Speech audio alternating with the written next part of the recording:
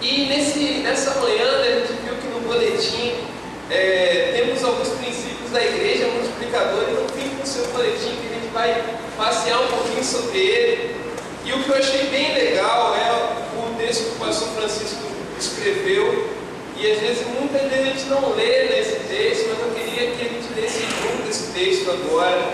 E fala: PGM, uma nova estratégia para evangelizar. E disse o Senhor em visão a Paulo: não temas, mas fala e não te cales, porque eu sou contigo, e ninguém lançará a mão de ti para te fazer mal, pois tenho muito povo nesta cidade. Atos 18, 9 e 10.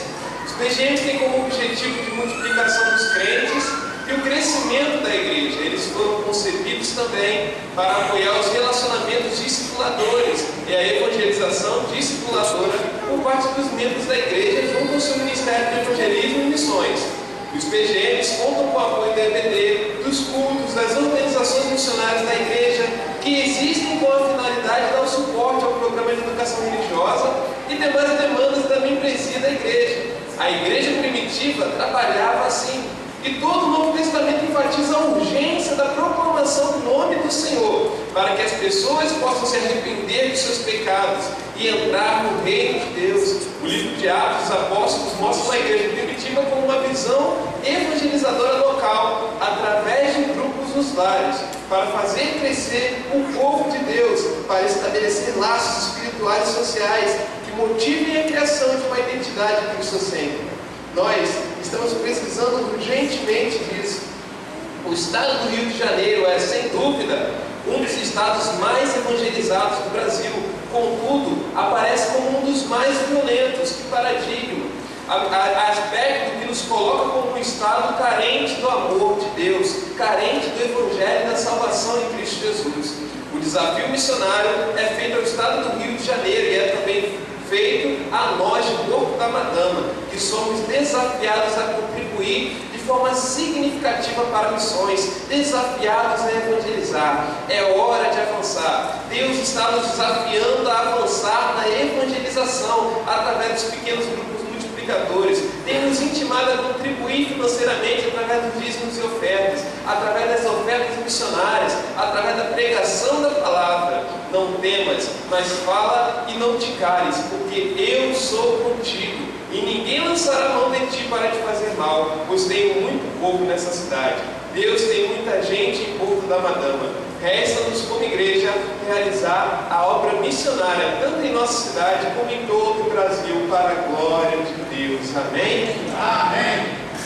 Esse é um texto que o pastor foi iluminado por Deus para escrever e nos mostrar o quanto é esse desafio de nós, como Igreja Batista de Corpo da Madama, de ir além daquilo que a gente está fazendo, de sempre progredir, sempre crescer, porque o ser humano ele tende sempre a ficar em sua zona de conforto, mas o Senhor Jesus ele está sempre nos levando a crescer, a ir além com Ele, a fazer mais. Moisés certa vez ele falou o quê? Senhor, eu quero ir além, me mostra, eu quero te ver. Moisés, mesmo sendo um homem, né? Certo desse ele tinha tanta presença de Deus, falava tanto com o Senhor, que certo momento o rosto dele estava iluminado, que todo mundo olhava para Moisés e não conseguia ver o rosto de Moisés, tamanha era a glória do Senhor. E Moisés, mesmo um homem que tinha essa intimidade com Deus, ele falava: Senhor, eu quero ir além, leva-me mais alto, eu quero te ver. Olha só como é que o homem, Deus sempre está chamando o homem para ter mais intimidade com Ele. Oséias 6,3 diz o quê? Conheçais e prossigais em conhecer o Senhor. Não é só conhecer, mas sempre prossiga em conhecer o Senhor. E isso é maravilhoso. O Senhor nos chamou para viver de fé em fé, de glória em glória na presença do Senhor. E cremos que esse ano de 2019 será um ano de muita colheita em nossa igreja para a glória de Deus. Quem crê disso diz um amém. Amém. Amém. Porque cremos que o Senhor há de fazer grandes coisas em nosso meio. Então vamos lá, eu gostaria de falar um pouco sobre a igreja multiplicadora, que é o que Deus tem falado em nosso meio, que é essa visão apostólica lá da igreja primitiva, lá em Atos 2, que eles se reuniam de casa em casa e havia partido Senhor acrescentava aqueles que haviam de ser salvos. Olha só que coisa maravilhosa que o Senhor tem feito naquela igreja, que o Senhor tem feito nessa igreja. Graças a Deus temos tido a oportunidade de ver frutos em nossa igreja, que foram frutos de pequenos grupos multiplicadores, batismos que vieram de grupos multiplicadores, e isso é para a glória do Senhor Jesus. Então pega o seu boletim, nós falaremos 5 princípios que nos vão multiplicar, e o primeiro deles é a oração. Não existe obra do Senhor, não existe nada que a gente possa fazer para Deus que não se comece com a oração. Nós vivemos uma vida cristã que a base dela é a fé. E o que é a fé? Hebreus 11 é a certeza das coisas que se esperam e a prova das coisas que não se veem. Ou seja, a fé já te leva a orar. Por quê? Porque você não está vendo aquilo acontecer. Você não está, aquilo ainda não existe, mas a gente faz o quê? Senhor, venha a nós o teu reino. Senhor, faça a tua vontade. Então isso já começa a despertar em nós esse senso de oração, essa motivação em clamar a Deus. Porque a partir do momento que o ser humano achar que aquilo que ele faz é fruto do seu próprio trabalho, ele está começando a ser autossuficiente. É o que às vezes eu falo, né, para os jovens, para os adolescentes, ou até para alguns quando eu dou aula no seminário, é que a partir do momento que quando você chegar para pregar, para ensinar, para falar uma oportunidade, e você não sentir um frio na barriga, é porque tem algo errado na sua vida. Porque esse frio na barriga, toda vez que a gente fala de Deus, toda vez que a gente vai dar uma aula, uma oportunidade, seja o que for, isso mostra que você está sendo dependente do Espírito Santo de Deus. Ai de mim, ai do pastor Francisco, ai do pastor Marcos, pastor Noel, qualquer um que vier aqui na frente para falar de Deus e não sentir esse frio da barriga. Porque a gente tem que ser dependente do Senhor Jesus, porque é Ele que faz, é Ele que fala, e ai de nós se não for o Senhor Jesus.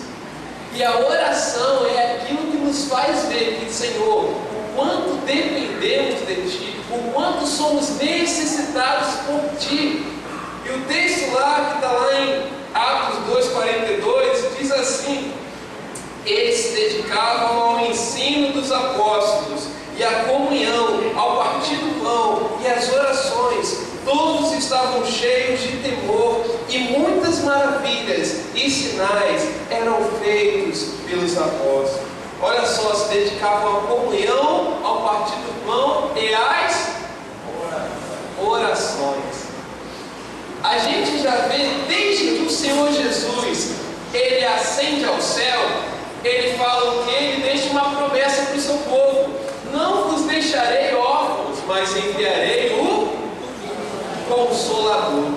Quando Jesus fala isso, imagina aquele povo que estava convivendo dia a dia com o Senhor Jesus, agora o seu mestre havia partido. Aqueles que viram que era o Filho de Deus, que estava ali frente a frente com eles, agora ele volta ao céu e ele fala: não vos deixarei órfãos, enviarei o Consolador para vocês. Imagine aquele povo ansiando por aquela presença. Se lembra lá dos 2 discípulos no caminho de Emaús? Jesus estava lá com eles, mas eles não perceberam, estavam caminhando, e daqui a pouco Jesus se foi, né? E eles entenderam: poxa, era Jesus que estava com a gente. Poxa, lembra quando nosso coração ardia, quando Ele estava ali entre a gente nem percebeu. E aquele povo ali, quando o Senhor Jesus ascende ao céu, eles começam a clamar e começam a falar: Pai, envia-nos esse Consolador. O Senhor se foi, a gente está órfão, a gente está carente dessa presença. Quanto era bom quando o Senhor estava ali entre a gente. E agora eles começam a clamar a Deus, pedindo esse Consolador. E através dessa oração, através desse clamor,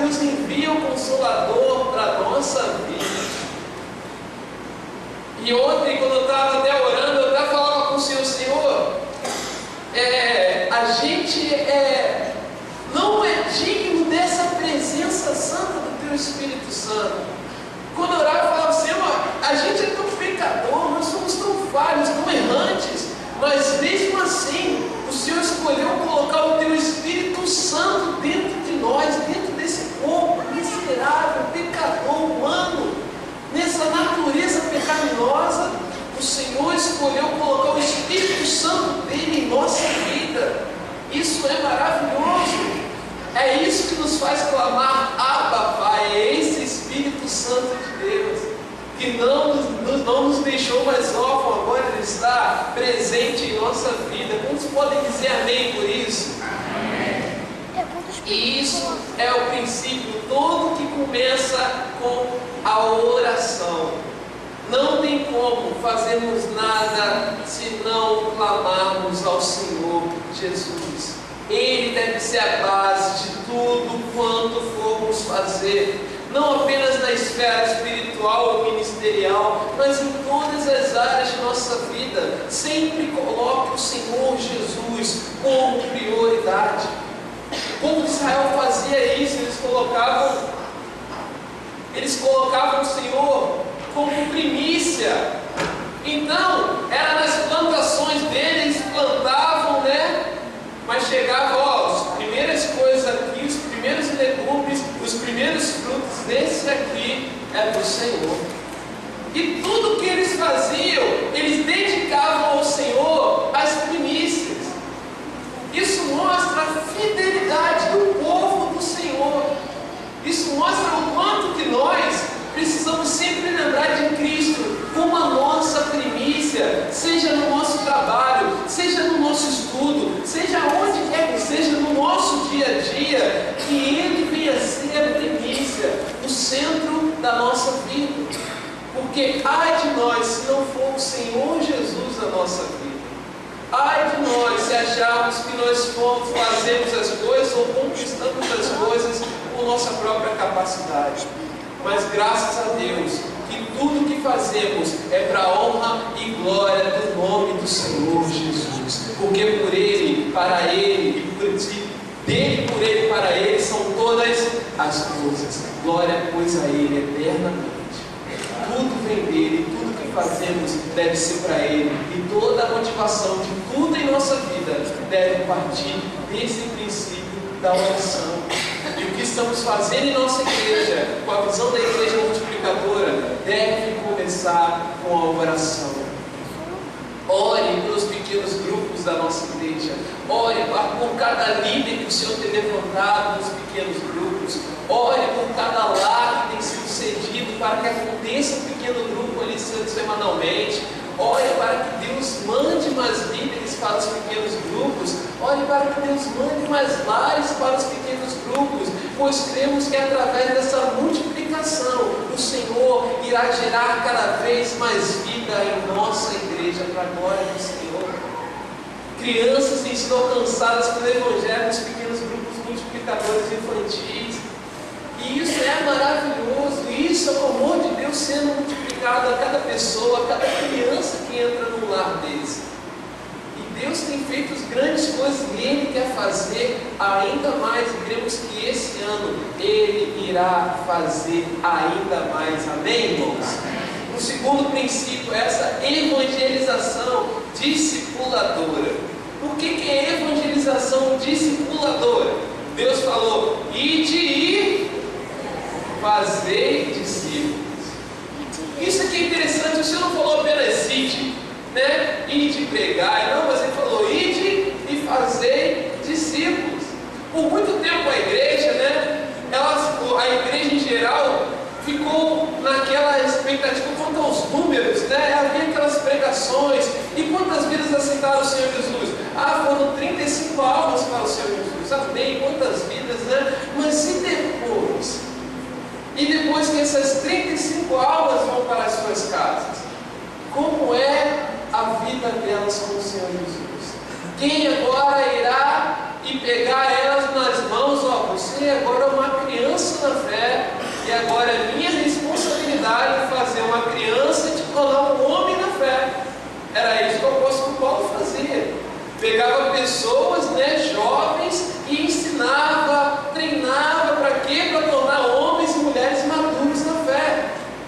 Então é a nossa missão não apenas pregar, porque o mais fácil, vamos dizer assim, entre aspas, é uma pessoa vir à frente e levantar a sua mão para Jesus. Mas o que mais dá trabalho é o quê? É discipular aquela vida. Dizem até o termo, que fazer filho é fácil, o problema é cuidar, É a mesma coisa. na vida com Deus. Fazer filhos, né, espirituais é fácil, mas agora cuidar dessas pessoas, discipular essas pessoas, fazer, você chegou para Jesus agora, mas sabe quem é Jesus? Jesus é o Salvador. Sabe o que Ele fez por você? E você começar a ensinar, porque aquela pessoa não sabe nada, né?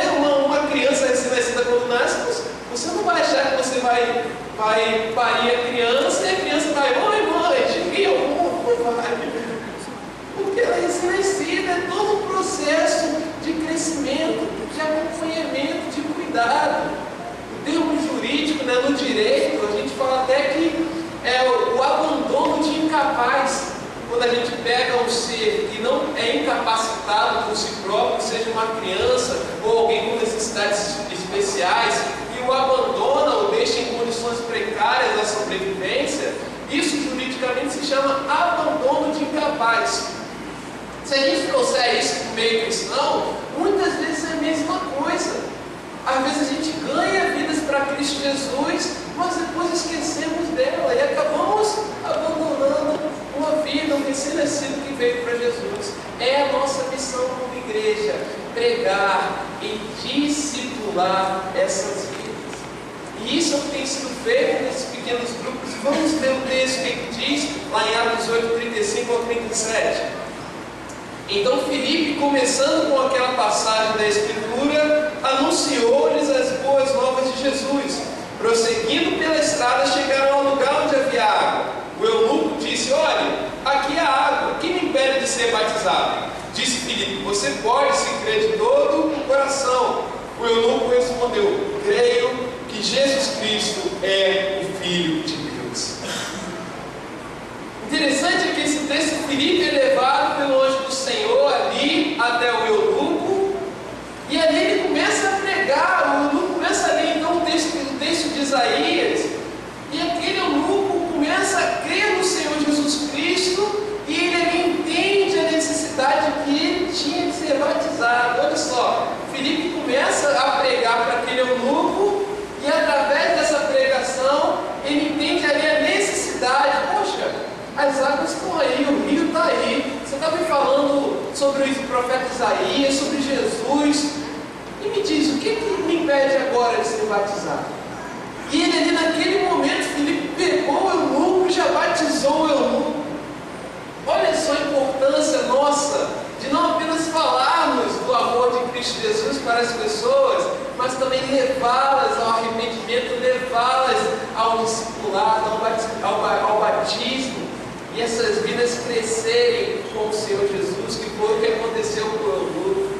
Então a nossa missão não é apenas evangelizar, mas é ter uma evangelização que faça discípulos, uma evangelização discipuladora, uma evangelização que ganhe, mas que também cuide daquela vida. E essa é a nossa missão como Igreja Batista em Porto da Madama. Terceiro princípio: plantação de igrejas. Esse princípio é um princípio fundamental numa igreja de Cristo Jesus, que é não apenas se contentar com onde nós estamos, mas desejar que esse amor de Deus seja estabelecido também em outros lugares, como que tem acontecido ali no Morro da Madama com o Cia da Alegria, com aquele polo, e logo iremos inaugurar agora em março. Isso gera alegria em nossa vida, porque o amor de Deus que está aqui, agora ele vai ser compartilhado lá. O que nós vivemos aqui dia a dia vai ser alcançado por aquelas crianças ali naquele lugar. E essa é a nossa missão, fazer com que esse amor venha a ser compartilhado, venha a ser multiplicado. E vamos ler o texto que diz lá em Atos 2, o texto diz lá em Atos 14, 20 e 21, que diz assim: mas quando os discípulos se ajuntaram em volta de Paulo, ele se levantou e voltou à cidade. No dia seguinte, ele e Barnabé partiram para Derbe. Eles pregaram as boas novas naquelas cidades e fizeram muitos discípulos.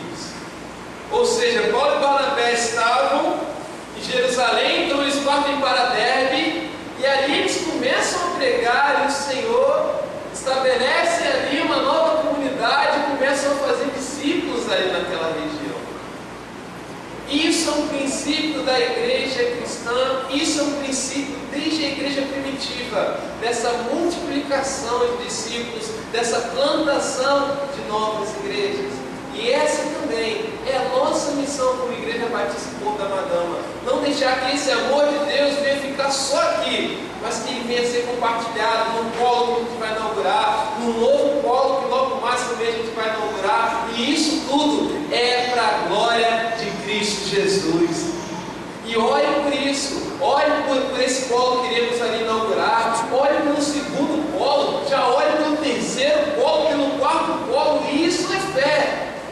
Isso é a gente crescer em fé e não se deixar ficar limitado àquilo que nós estamos vivendo, mas sempre crescer, sempre multiplicar, como o pastor disse no texto, avançar sempre, recuar jamais. O pastor Brandão fala sempre isso, né? Sempre avançar e já não recuar, recuar jamais. Então essa é a nossa missão, sempre crescer, sempre multiplicar, isso sempre para a glória de Cristo Jesus. O quarto ponto qual é? Formação de líderes. Timóteo 1, 1 Timóteo 1, 18, 19, que diz: Timóteo, meu filho, dou-lhes essa instrução, segundo as profecias já proferidas a seu respeito, para que, seguindo-as, você combata o bom combate, mantendo a fé e a boa consciência que alguns rejeitaram, e por isso naufragaram na fé. Esse texto aqui mostra o quanto era o cuidado do apóstolo Paulo com Timóteo, aquele jovem que agora era pastor da cidade de Éfeso, da igreja da cidade de Éfeso. Timóteo era um jovem, quando o apóstolo Paulo chama ele para esse ministério, imagina, Timóteo ali, jovem, diante de várias pessoas mais maduras que ele. Imagina aquele novo líder ali, dirigindo aquela igreja. Talvez muitos tiveram desconfiança com Timóteo. Poxa, você é jovem, por que Paulo foi em você? Não sei o que aconteceu naquela época. Mas o apóstolo Paulo, tanto que quando ele manda a primeira carta para ele, um trecho ele diz: ninguém despreza a sua mocidade, mas sede exemplo aos fiéis no trato, na conduta. Olha só, Paulo fala para ele: ninguém despreza a tua mocidade, Timóteo. E essa preocupação do apóstolo Paulo de enviar essas cartas mostra o quanto ele cuidava, quanto ele queria que aqueles líderes fossem aperfeiçoados, porque a missão de Paulo era ir, era pregar o evangelho. Então ele ficava num lugar, pregava, treinava alguém, deixava alguém responsável, ia para outro lugar, pregava, deixava outra pessoa responsável. Mas o apóstolo Paulo tinha tanta preocupação com esses líderes que ele deixava, que ele enviava cartas para ele: como vocês estão? Tenho ouvido de vós. Timóteo, poxa, eu tenho ouvido de você, o teu exemplo, o seu testemunho. E aí o apóstolo Paulo aconselhava Timóteo. É a nossa missão também treinar pessoas que sejam tão capacitadas quanto nós. Tem uma frase do Marisburgo que ele fala que o sucesso de um líder não está em sua presença, mas está na sua ausência. Quer saber quando um líder ele é bom? É quando ele sai e tudo aquilo que ele faz continua acontecendo tão bem ou até melhor que quando ele está. Sabe por quê? Porque aquele líder, ele forma pessoas tão capacitadas quanto ele à sua volta, ao ponto de quando ele sair na sua ausência, tudo continua acontecendo para a glória de Deus. E não foi o que o Senhor Jesus fez? O Senhor Jesus foi ao céu e o Evangelho continuou sendo propagado. A nossa missão não é apenas estar aqui, mas também formar líderes, treinar pessoas. E Deus nos deu a cada um essa missão de discipular, de cuidar de vidas, de fazer com que pessoas sejam capazes de conduzir outras a Cristo Jesus. O apóstolo Paulo mostra isso, que nós devemos treinar pessoas, capacitar pessoas para a glória de Deus. E o quinto princípio é a compaixão e a graça. Algo que nós vemos tanto na vida do nosso Senhor Jesus Cristo. Que Deus que amou de tal forma, que viveu de forma excelente, que não apenas pensava nas vidas, mas pensava também no ser humano como um todo. O texto que está lá em Mateus 9, 36 e 37,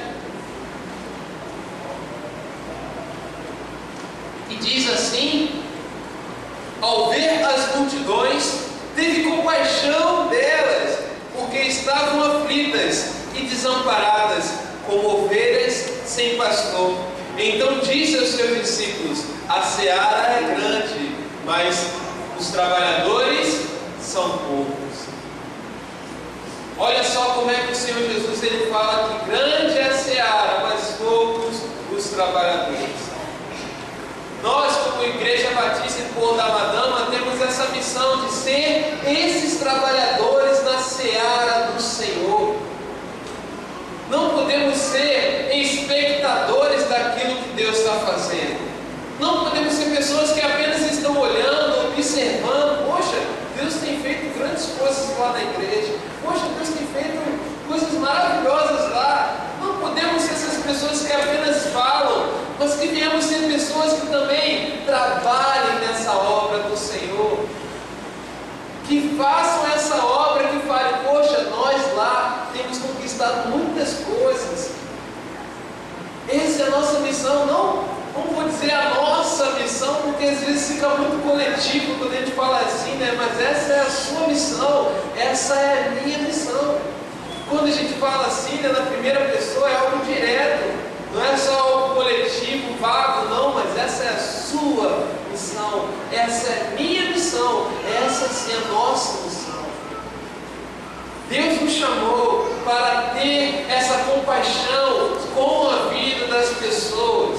E nesse texto aqui, o Senhor tinha acabado de pregar, tinha acabado de multiplicar os pães, e aquelas ovelhas, aquelas vidas ficaram desgarradas. O Senhor teve compaixão delas, porque elas estavam como ovelhas sem pastor. E quantas pessoas estão aí à nossa volta como ovelhas sem pastor? E o Senhor nos chamou para ter compaixão dessas vidas, para trazer elas para Cristo Jesus, para que elas possam ser alcançadas pelo Evangelho, aquele que salva o homem, mas não apenas salva o homem, mas que também traz dignidade ao homem. Deus ele salvava as vidas, mas ele também dava dignidade. Para aquela mulher adúltera, né? Aquela mulher chega diante de Jesus, trazem ela e diz: ei Jesus, ela foi pega em adultério. A lei de Moisés diz que nós devemos apedrejá-la, e você o que diz? E Jesus ali no gesto escrevendo na areia, ele olha para ele e fala: aquele que não tiver pecado, que atire a primeira pedra.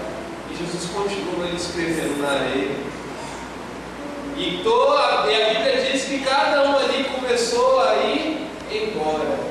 Começaram a ir embora, ou seja, todos ali reconheceram que também tinham pecado. E aquela mulher ali, indigna, pecadora, chega diante do Mestre, chega diante de Jesus, e Jesus ali fala para ela: ei, não tem mais ninguém te condena? E ela fala: não, onde eles estão? Todos se foram. Jesus fala: eu também não te condeno, vai, não peques mais. E aquela mulher ali teve a sua dignidade restaurada. Teve um amigo meu que ele me falou algo e eu fiquei assim encantado com essa estratégia. E certa vez a gente saiu na madrugada para levar refeições a moradores de ruas, e todo mundo que já fez esse trabalho sabe, né, que a gente vai lá e entrega a refeição e ora ao Senhor junto, e depois já vai para de repente outro ponto e entrega novamente, né? A gente sempre, assim, esse amigo meu chegou e falei: cara, quando a gente faz isso, sabe o que a gente faz? A gente chega até eles, coloca uma mesa e a gente come junto com eles ali. A nome do projeto dele era até Volta para a Mesa do Rei, né, trazendo referência a Mefibosete. Estava lá em Lodebar, e foi para a mesa de Davi. E eles ali comem junto. E aí, quando ele falou isso, eu falei: gente, sabe, é algo tão pouco, mas fantástico que Cristo fazia, né? Porque não é apenas a gente dar o alimento, tudo bem, a gente dá, a gente ora, isso é bom, mas Cristo quando você senta na mesa com aquela pessoa, você está trazendo dignidade a ela está se sentindo novamente útil. Tem até uma frase, né, dos cavaleiros da Tábua Redonda, né, lá do Rei Arthur, que diz o quê? Que uma mesa redonda é onde todos são iguais. E quando você chega ali, né, com aqueles moradores, colocam uma mesa ali e come com eles estão novamente, poxa, eu sempre comi no chão, eles vieram, caramba, estão comendo junto com a gente. Olha isso aí, é tão pouco para a gente, né? Mas eu nunca tinha pensado nisso. Sabe, isso mostra que Jesus não veio apenas salvar, Jesus não veio dar apenas um alimento físico, um alimento espiritual, Jesus também veio trazer dignidade a essas pessoas. Porque a salvação é o começo, é o principal de cada vida. E essa salvação, ela é acompanhada dessa dignidade do ser humano. E o Senhor nos chamou para ter esse olhar de compaixão, de graça para com a vida das pessoas. Por que a igreja era isenta de impostos no Brasil e em tantos lugares do mundo? Porque o que a igreja faz, o governo muitas vezes não é capaz de fazer. E o governo reconhece o trabalho da igreja, o benefício que ela faz à sociedade. Então é nossa missão. Jesus sempre se atentou à causa do órfão, da viúva, do estrangeiro, do preso, sempre se preocupou. E é nossa missão como igreja ter esse olhar de compaixão e graça para com a vida das pessoas. Que nós venhamos colocar em prática esses 5 princípios de uma igreja multiplicadora, orando por nossos pequenos grupos, fazendo com que cada pequeno grupo que venha crescer, que venha orar para que Deus possa te fazer um líder de um pequeno grupo, ou ceder o seu lar para um pequeno grupo, para que o Evangelho de Cristo Jesus seja multiplicado através da vida dessa igreja, para a glória e honra do Senhor Jesus Cristo. Amém, irmãos? Vamos orar ao Senhor. Pai, nós te clamamos, Pai, como igreja, como unidos, Pai, em Cristo Jesus, como aqueles que têm tanto, Pai, a te pedir, que temos tantos problemas, temos tantas necessidades, mas não queremos clamar por nossa vida, Pai, queremos clamar pelas outras vidas que estão aí fora. Pai, a tua palavra diz em João 42 que quando Jó clamava pelos seus amigos, o Senhor restituiu a ele, o Senhor tirou do seu cativeiro e o abençoou. Quantas vezes nós oramos por nós e esquecemos de orar pelas outras pessoas, mas Pai, nós queremos clamar pelas outras pessoas que estão à nossa volta, no nosso trabalho, na nossa universidade, no nosso dia a dia, escola ou na nossa vizinhança. Pai, faça com que a nossa vida venha testemunhar da tua glória para essas pessoas. Faça com que o meu lar venha ser uma casa do Senhor, venha ser Betel, onde o Senhor estabeleça ali, onde vidas venham ser alcançadas. Pai, me faça um líder, Pai, porque todos nós somos para alcançar, para ganhar pessoas para Cristo Jesus, pois cremos, Pai, que o Senhor há de fazer grandes coisas em nosso meio nesse ano, e isso é para a glória do Senhor Jesus Cristo. Pai, usa a nossa vida, não nos deixa ficar conformados, Pai, com aquilo que nós estamos vivendo, com esse patamar, mas que venhamos sempre crescer e multiplicar cada vez mais esse amor que nos alcançou, que possamos exercer esses 5 princípios em nossa vida, em nossa igreja, para que através dos pequenos grupos, Pai, vidas possam ser alcançadas para a glória de Cristo Jesus, Pai. Porque quão maravilhoso será vermos aqui 10, 20 pessoas se batizando, fruto dos pequenos grupos multiplicadores, Pai. E isso era o que acontecia na igreja apostólica, na igreja primitiva, que o Senhor ali acrescentava aqueles que haviam de ser salvos. Não é a nossa responsabilidade, Pai, que as vidas sejam salvas, porque é o teu Espírito Santo que convence o homem do pecado, da justiça e do juízo. Mas o que o Senhor quer de nós é a nossa disponibilidade, de dizer: Pai, eu entrego a Ti a minha vida para liderar, eu entrego a Ti o meu lar para ser uma casa do Senhor, e o Senhor acrescenta aqueles que hão de ser salvos, Pai. Pai, muito obrigado por tua